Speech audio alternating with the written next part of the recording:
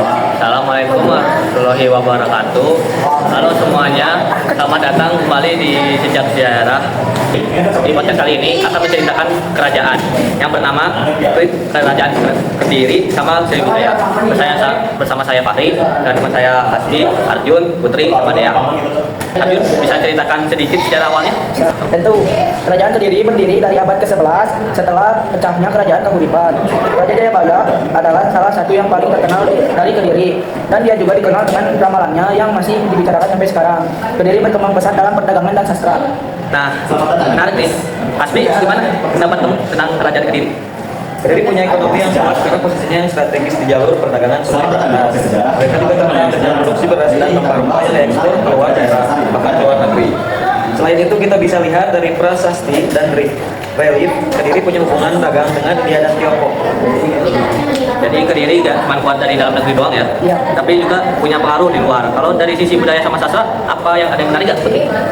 Pastinya Kediri terkenal dengan sastra tentang kawinan Raden Buta yang dituliskan oleh Pusida dan Pepululus. Karya ini menggambarkan kisah perang besar yang terinspirasi yang Mahabharata. Selain itu, ada juga cerita Panji yang berkembang dan menjadi sebagian dari budaya Jawa dan Bali. Nah, kita lanjut ke Kerajaan Sriwijaya. Sekarang kita geser ke Sriwijaya dulu. Putri, bisa jelaskan awal mula Sriwijaya? Sriwijaya berdiri sekitar abad ke-7 dan menjadi kerajaan maritim terbesar di Asia Tenggara.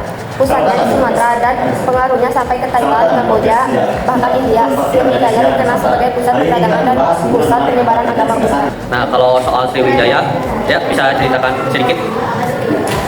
Tentu, Sriwijaya mencapai puncak kejayaannya di bawah pemerintahan Raja Balaputra Dewa.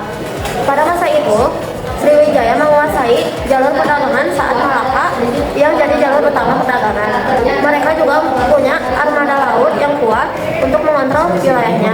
Jadi pengaruh Sriwijaya itu gak cuma dari ekonomi doang aja ya, tapi juga dari budaya dan agama. Nah, Hasbi, gimana pengaruh Sriwijaya di bidang agama dan pendidikan? Sriwijaya dikenal sebagai pusat pendidikan Buddha. Banyak biksu dari Tiongkok dan India datang ke Sriwijaya untuk belajar. Seorang biksu terkenal dari Tiongkok, Ising, pernah mencatat bahwa Sriwijaya adalah pusat pembelajaran Buddha di Asia Tenggara. Wow, saya nggak expect. Jadi Sriwijaya itu bukan cuma kuat dari politik dan ekonomi juga, tapi dari pendidikan sama agama gitu. Menurutku perbedaan paling jelas itu Sriwijaya adalah kerajaan maritim, sementara Kediri adalah kerajaan agraris. Kediri lebih kuat di bidang perdagangan darat dan pertanian, sedangkan Sriwijaya mengembangkan perdagangan laut dan mengenal wilayah maritim. Dari sisi budaya berbeda, Kediri lebih banyak menimbulkan karya sastra, sementara Sriwijaya lebih banyak meninggalkan peninggalan arsitektur dan pariwisata. Tapi keduanya sama-sama punya pengaruh besar dalam sejarah Nusantara dan sama-sama menunjukkan bahwa Indonesia dulu punya kerajaan yang kuat dan berpengaruh di dunia. Kan Kediri sama Sriwijaya itu masih bisa kita lihat sampai sekarang, baik itu segi budaya, segi sastra, maupun pengaruhnya dalam perkembangan Nusantara. Nah, seru banget ya pembahasan kita hari ini. Dari Kediri kita belajar tentang perdagangan sastra dan sistem pemerintahannya. Dari Sriwijaya kita lihat bagaimana kerajaan ini menjadi pusat maritim dan penyebaran agama budaya di Asia Tenggara.